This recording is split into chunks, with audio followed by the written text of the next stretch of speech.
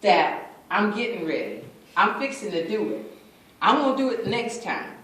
When it's your season, when things are not perfect, because they're never going to be perfect, you have to learn how to operate in your season. And through good advice lies deep within the heart. A person with understanding will draw it out. You've got to be willing to do like you ladies did this morning. You got to go get it. You got to go get it. And it's just so important. And when I said that, I learned a lot from my upbringing. This was the first home that I can remember. And of course, it wasn't grown up like that then, and the porch wasn't screened in, it was open.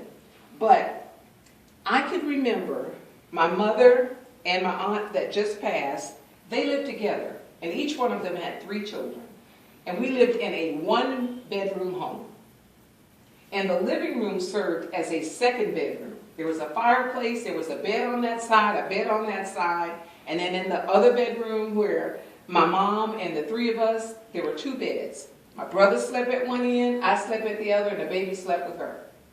And so I know what it is to walk into a kitchen on wood floors with no electricity, outdoor toilets, no running water, and to look down through the floorboards and can see the chickens running underneath.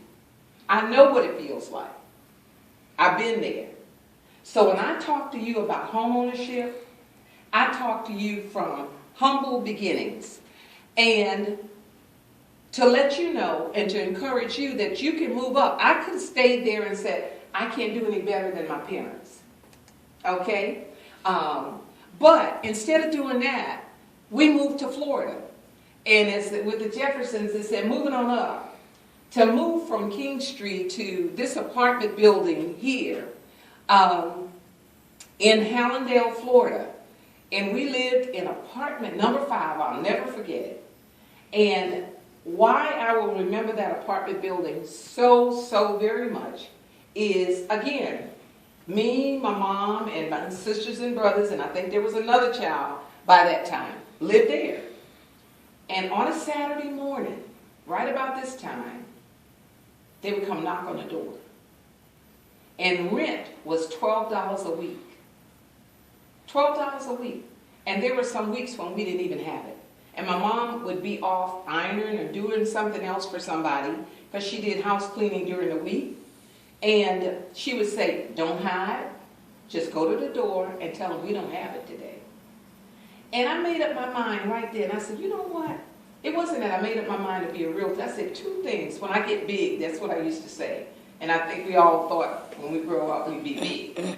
So I would say, when I get big, I'm not having a lot of children because that's why we're here where we are now.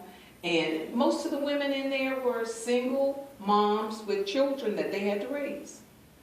And we all kind of rallied around each other, each family, the borrowing this, borrowing that. And I think there was a laundromat like in between one of the buildings, and we put our quarters in and washed our clothes and dried them and all of that.